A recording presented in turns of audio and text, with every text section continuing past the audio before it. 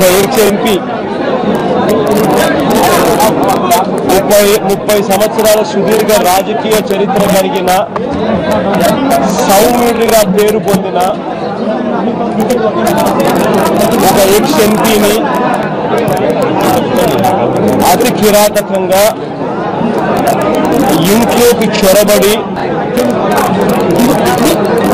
ఇంట్లో ఎవరు లేని సమయంలో ఇంట్లోకి వచ్చి గొడ్డలి తీసుకొని నరికి అత్యంత దారుణంగా చంపడం అన్నది ఇంతకన్నా దారుణమైన విషయం ఎక్కడా ఉండదు. నరికి ఆయన వయసు చూసినా అన్నది ఆయన రెప్యుటేషన్ చూసినా ఆయన అంతటి సౌమ్యుడు ఎవరు లేరు అన్న మాట ప్రతి నోటా వినిపిస్తుంది. బాధ ఎక్కడ అనిపిస్తుంది అని అంటే ఇన్సిడెంట్ ఇంత తీవ్రంగా జరిగితే దర్యాప్తు చేస్తా ఉన్న తీరును చూస్తే బాధ అనిపిస్తుంది. దర్యాప్తుల నుంచి ఒక లెటర్ చూపించారు. ఆయన చనిపోతూ ఆ లెటర్ రాశాడు అని చెప్పి ఆ లెటర్లో ఒక డ్రైవర్ పేరు పెట్టి ఒక లెటర్ చనిపోతూ రాశాడు అని చెప్పి పోలీస్ అధికారులు లెటర్ కూడా చూపించారు. నేను అడుగుతా ఉన్నాను ఒకటే, ఇదే పోలీస్ అధికారులను, ఇదే రాష్ట్ర ప్రభుత్వాన్ని అడుగుతా ఉన్నా, ఇదే చంద్రబాబు నాయుడు గారి ప్రభుత్వాన్ని అడుగుతా ఉన్నా. మీరంతటి మీరే అంటున్నారు చిన్నాలను బెడ్రూమ్లో బెడ్ పక్కన గొడ్డలతో నరకడం జరిగింది. జరిగిన తర్వాత తల మీదే దాదాపుగా 5 సార్లు గొడ్డలతో నరికారు. నరికిన తర్వాత తాను బాత్రూంలో రక్తం కక్కుకొని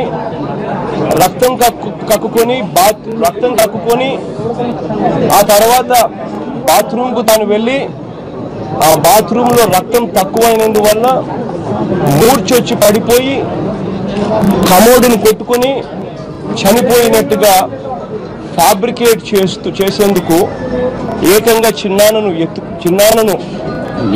ఎత్తుకొని, అంటే దాని అర్థం ఏంటి అని అంటే ఒకరు కాదు, మల్టిపుల్ పీపుల్ ఉన్నారు, ఎత్తుకొని పోయి బెడ్రూమ్ నుంచి బెడ్ పక్కన నుంచి బాత్రూమ్ దాకా తీసుకుపోయారు. బాత్రూంలో కమోడుకు రక్తం పూసినారు, కమోడ్ మీద రక్తం పూసినారు. అంటే కమోడుకు తాను కొట్టుకొని, అంటే తనకు గిడ్డినెస్ వచ్చి, తను మూర్చొచ్చి గిడ్డినెస్ వచ్చి కమోడుకు తాను కొట్టుకొని కింద పడి వెనకాల కూడా దెబ్బ తగిలి చనిపోయినట్టుగా చిత్రీకరించే కార్యక్రమం జరిగింది. మరి నేను అడుగుతా ఉన్నాను, ఇంత పకడ్బందీగా ఇక్కడ బెడ్రూమ్లో బెడ్ పక్కన అటాక్ చేసి మళ్ళీ అదే మనిషిని ఎత్తుకొని పోయి మళ్ళీ బాత్రూంలో మళ్ళీ యాక్ట్ని ఎనాక్ట్ చేసి మళ్ళీ అక్కడ కమోడ్ మీద రక్తాన్ని కూడా చూపిస్తూ అక్కడ సృహ తప్పి పడిపోయే క్రమంలో తాను చనిపోయినాడు అని ఫ్యాబ్రికేట్ చేస్తా ఉన్నప్పుడు ఈ చిన్నాన how can he write a letter? అంటే దాని అర్థం ఏంది? వాళ్ళ సమక్షంలో తాను లెటర్ రాస్తాడా? తన సమక్షంలో వాళ్ళు రక్తంతో కూడిన లెటర్ రాయగలుగుతాడా? వాళ్ళ సమక్షంలో తాను లెటర్ చంపించే హంతకుల సమక్షంలో తాను లెటర్ రాస్తూ ఉంటే ఆ హంతకులు చూస్తూ ఊరుకుంటారా? దాని అర్థం ఆ లెటర్ కూడా ఫ్యాబ్రికేటెడ్ లెటర్ అని. ఒక లెటర్ కూడా ఫ్యాబ్రికేట్ చేసి డ్రైవర్ మీద నేరాన్ని నెపం నెడుతూ ఒక డ్రైవర్ మీద లెటర్ కూడా ఫ్యాబ్రికేట్ చేసి పోలీసులు చూపిస్తా ఉన్నారు అని అంటే నిజంగా ఈ టోటల్ వ్యవహారం అంతా కాన్స్పిరసీ థియరీ నుంచి పక్కకు పోయి ఒక ఎంపీని అన్యాయంగా చంపినారు అన్న పరిస్థితి నుంచి పక్కకు పోయి ఒక సౌమ్యుని అన్యాయంగా చంపినారు అన్న అంశం మీద నుంచి పక్కకు పోయి టోటల్గా వేరే పద్ధతిలోకి తీసుకొని పోయే కార్యక్రమం దగ్గరుండి జరుగుతూ ఉంది ఇక్కడ. నేను అందుకనే గట్టిగా డిమాండ్ చేస్తూ ఉన్నాము, we want a CBI enquiry. ఈ రాష్ట్ర ప్రభుత్వం మీద మాకు అస్సలు నమ్మకమే లేదు. నేను పోలీస్ అధికారులతో డిఐజీతోనూ ఎస్పీతోనూ మాట్లాడుతూ ఉండగానే అదే ఎస్పీకి నా కళ్ళ ముందరనే 2-3 సార్లు అడిషనల్ డీజీపీ ఇంటెలిజెన్స్ దగ్గర నుంచి ఫోన్లు కనపడతా ఉంది. అడిషనల్ డీజీ ఇంటెలిజెన్స్ అని చెప్పి, అంటే ఏబి వెంకటేశ్వరరావు గారి ఫోన్లు నా కళ్ళ ముందరనే వరుసగా ఎస్పీ పక్కనే ఉన్నాడు, నాకు చెప్తా ఉన్నాడు విషయాలు. ఏబి వెంకటేశ్వరరావు గారి దగ్గర నుంచి వరుసగా ఫోన్లు. అంటే ఇంత దారుణంగా ఇంటెలిజెన్స్ ఏడి ఎస్పీతో డైరెక్ట్గా ఇన్ని సార్లు నా కళ్ళ ముందరనే ఏ స్థాయిలో మానిటర్ చేసి దీన్ని తప్పుదో పట్టించే కార్యక్రమం ఎంత పగడ్బందీగా చేస్తా ఉన్నదానికి నిదర్శనం. అందుకని నిజాలు బయటికి రావాలి. చేసిన వాళ్ళు ఎవరైనా కూడా, ఎంత పెద్దవాళ్ళైనా కూడా వాళ్ళ విషయాలు తెలియాలి. ఎందుకు చేసినారు అన్న విషయం బయటికి రావాలి. ఒక పద్ధతి ప్రకారం జరిగిన ఈ అంశాన్ని ఎంక్వైరీ ద్వారా చేసిన వాళ్ళ మూలాల దగ్గరికి పోవాలి. ఎంత దారుణంగా జరుగుతూ ఉన్న ఈ రాష్ట్రంలో రాజకీయాలంటే, మొట్టమొదటిగా మా తాతను చంపారు. ఆ రోజుల్లో నాన్నగారిని తిరగకుండా చేయడం కోసమని చెప్పి కట్టడి చేయాలి అన్న ఆలోచనతో ఆ రోజుల్లో మా గ్రాండ్ ఫాదర్ అబ్బని చంపారు. అబ్బని చంపితే నాన్న ఎక్కడికి పోలేడు, కడపకి కన్ఫైన్ అయిపోతాడు అని చెప్పి ప్రతిపక్ష నాయకుడిగా నానున్నప్పుడు ఆ రోజు అబ్బని చంపారు. ఆ రోజు ముఖ్యమంత్రిగా ఉన్న వ్యక్తి ఇదే చంద్రబాబు నాయుడు గారు. ఆ తర్వాత మా నాన్నని చంపారు.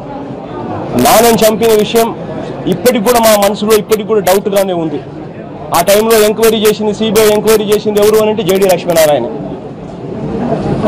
సెప్టెంబర్ 2వ తారీఖున హెలికాప్టర్ క్రాష్ జరిగితే ఆగస్టు 31వ తారీఖున, అంటే హెలికాప్టర్ క్రాష్ కరెక్ట్గా 2-3 రోజుల ముందర అసెంబ్లీలో చంద్రబాబు నాయుడు గారు అన్న మాటలు నాన్నను ఉద్దేశించి, ఇదే అసెంబ్లీకి నువ్వు ఎలా వస్తావో నేను చూస్తాను అని చెప్పి నిండు అసెంబ్లీలో చంద్రబాబు నాయుడు గారు నాన్ను ఛాలెంజ్ చేశాడు. చేస్తే సెప్టెంబర్ 1వ తారీఖున ఈనాడులో అదే క్లిప్పింగ్, అదే మాట బయటకు వచ్చింది హెడ్లైన్స్లో.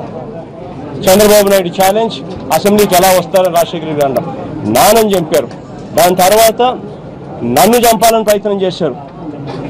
సాక్షాత్తు ఎయిర్పోర్ట్లోనే ఎవరు వెళ్ళలేని ప్రదేశంలోకే ఏకంగా కత్తులను తీసుకొని వచ్చి డైరెక్ట్గా తెలుగుదేశం పార్టీతో సత్సంబంధాలు కలిగిన వ్యక్తి, తన మీద ప్రీవియస్లీ క్రిమినల్ కేసులు ఉన్న వ్యక్తి ఈ దాడి చేశాడు. దాన్ని మళ్ళా వెటకారం చేస్తూ వీళ్ళు మాట్లాడతారు. 3 చోట్ల చూస్తే 3 చోట్ల ఒకే ఒక వ్యక్తి కనిపిస్తాడు, చంద్రబాబు నాయుడు గారు. నాన్నగారు ప్రతిపక్షంలో ఉన్నప్పుడు రాజారెడ్డిగా అబ్బని చంపినప్పుడు చంద్రబాబు నాయుడే. నాన్నగారు హెలికాప్టర్ క్రాష్లో చనిపోయినప్పుడు అసెంబ్లీలో అన్న మాటలు చంద్రబాబు నాయుడు గారే. నా మీద దాడి జరిగినప్పుడు చంద్రబాబు నాయుడు గారే ముఖ్యమంత్రిగా ఉన్న వ్యక్తి. మళ్ళీ ఇవాళ చిన్నాన్న మీద దాడి జరిగిన నేపథ్యంలో ముఖ్యమంత్రిగా ఉన్న వ్యక్తి మళ్ళీ చంద్రబాబు నాయుడు గారే. ఎక్కడ చూసినా కూడా కాన్స్పిరసీ థియరీ కనిపిస్తూ ఉంది. చేసింది ఎవరైనా కూడా వాళ్ళ మూలాలు బయటికి రావాలి. వీఆర్ డిమాండింగ్ అ సిబిఐ ఎంక్వైరీ. సిబిఐ ఎంక్వైరీ చేస్తేనే రాష్ట్ర ప్రభుత్వం అధికారుల చేతిలో నుంచి ఈ ఎంక్వైరీ చంద్రబాబు నాయుడు గారికి రిపోర్ట్ చేసే పరిస్థితి నుంచి బయటికి పోయి, ఎప్పుడైతే చంద్రబాబు నాయుడు గారికి రిపోర్ట్ చేసే పరిస్థితి నుంచి ఇండిపెండెంట్గా ఎంక్వైరీ చేసే పరిస్థితి ఎప్పుడైతే వస్తుందో అప్పుడే న్యాయం అనేది ఖచ్చితంగా జరుగుతుంది. So we're demanding CBI enquiry. ఈ సిబిఐ ఎంక్వైరీ కోసం we will represent everybody whomsoever needs to be represented.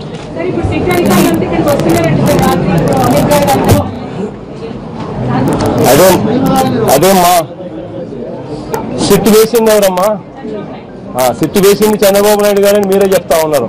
ఎలా ఉంది అని అంటే, దొంగతనం చేసిన వాళ్ళే దొంగ అని అంటారు, మర్డర్ హత్య చేసిన వాళ్ళే వేరే వాళ్ళని హంతకుడు అనే పరిస్థితిలోకి వ్యవస్థ దిగజారిపోయి వాళ్ళే చేయిస్తారు, వాళ్ళే ఎంక్వైరీ కోసం సిట్టేస్తారు, వాళ్ళ పోలీసు అధికారులు ఇక్కడికి వచ్చి ఎంక్వైరీలు చేస్తారు. ఏ రకంగా న్యాయం జరుగుతుందమ్మా? న్యాయం జరగాలి అని అంటే చంద్రబాబు నాయుడు గారి చేతుల్లో, చంద్రబాబు నాయుడు గారికి రిపోర్ట్ చెయ్యని వ్యవస్థతో ఎంక్వైరీ చేయాలి, అప్పుడే న్యాయం జరుగుతుంది. థర్డ్ పార్టీతో ఎంక్వైరీ చేయించాలి, అప్పుడే న్యాయం జరుగుతుంది. ఇది జరగనంత వరకు ఎలా న్యాయం జరుగుతుందమ్మా?